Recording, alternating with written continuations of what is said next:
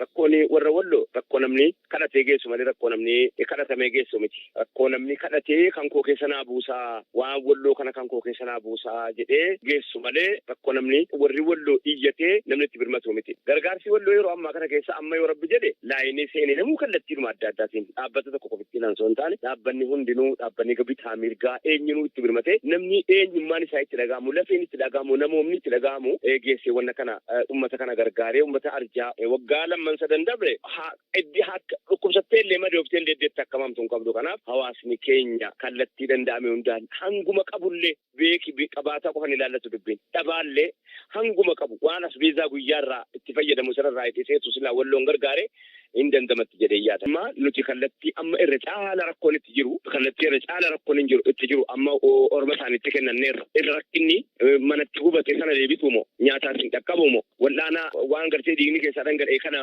gartee dafnee bakka itti godhachu moo kamtu irra jarjarsituudha isa jedhu sana qorannaa gabaabduu tokko nama erganneerra isaan eeggataa jirra irra dararaan kana hamtuun kana jedhee akka inni nuu gabaasu gochuudhaaf intineetti jira. Tokko lammaffaa immoo amma horii dhumti argamu malee bare hin qooddannaa maal qooddannaa inni kaan mana gubate dura irraa dhaabateera wanni irraa gubate kolloollee irraa dhaabateera yoo dhaabbachuu baate akkamitti dhaabbata. Kanaafuu inni sunis itti yaadamuu qaba.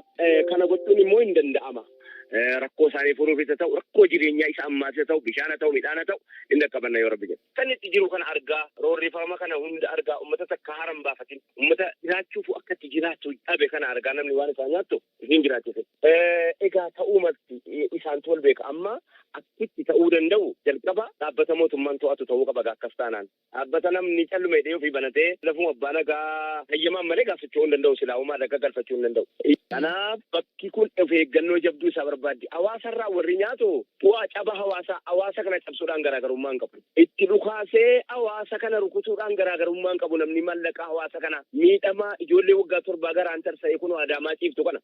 Kana ummata kana keessa dabarfate ummata haala kanaan dhufe har'a gahe ummata waan miti jiru argaa jirtu kana fidaa qabaattee namaa hin gaafattu beekta. Abbaan qabeenyaa waan kanarraa usee qabeenyi isaa qabeenya ta'a laataa jedhee shakkii keessa nagalchitii beekta. Akka fedhes ta'ee haalli dukkanaa'e hundiinuma ifa haalli dhabame hundiinuma argama argataan hundiin dhaba dhabaan hundiin dhabee nafuu ni argata qabaataan ni dhaba dhabaan ni qabaata jechuudha akkanumatti deema yoo rabbi jedhe.